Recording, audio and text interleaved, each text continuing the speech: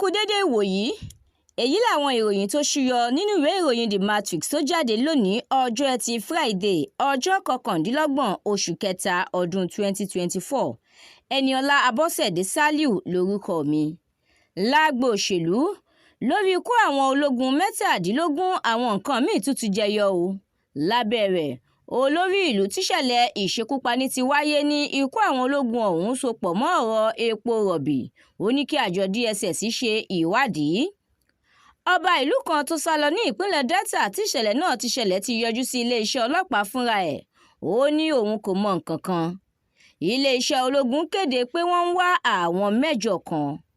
Wàhálà lágbọn òṣèlú ní ìpínlẹ̀ Rivers tún ti fẹjú o. Secondus, Sekibo, Omeya àtàwọn míì rọ Tinubu láti kìlọ̀ fún Wike. Lábẹ́ rẹ̀ wọ́n ní àwọn kò ní ohunkóhun nínú bí ìjà sí bí ààrẹ Tinubu ṣe fún Wike ní mínísítà. Wike dúpẹ́ lọ́wọ́ Tinubu fún àǹfààní tó rí gbà láti jẹ́ alábàápín nínú ìṣàkóso rẹ̀ ó ní àyípadà ọ̀tun tí ààrẹ gùn lé ti bẹ̀rẹ̀ ní pẹrẹu. Sinimá àgbéléwò ń tẹ̀síwájú nínú ẹgbẹ́ òṣèlú Labour wọ́n ní àwọn kò mọ orúkọ aṣọ ìjú ọ̀fọ̀ nílé aláró tí yóò fi jẹ adarí ìgbìmọ̀ aláṣẹ. Báǹkì àgbà lórílẹ̀‐èdè yìí ti fi kún iye tí àwọn báǹkì kọ̀ọ̀kan gbọ́dọ̀ ní kí iṣẹ́ tó lè máa tẹ̀síwájú.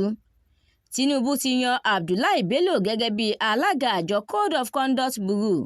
Àjọ Federal Competition and Consumer Protection Commission FCCPC ti kọ̀rọ̀ ojú sí ìwà tí ilé oúnjẹ KFC hù sí oníbàárà rẹ̀ tó ní ìpèníjà ara.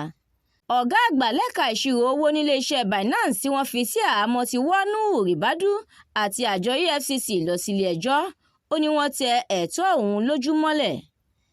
Ìròyìn amúlùúdùn ìyá Mohbad tú àṣírí ńlá ó ní bàbá Mohbad ló ní kí Primeboy sá lọ kí wọ́n má bàa fi ọwọ́ ṣìkún òfin mú un.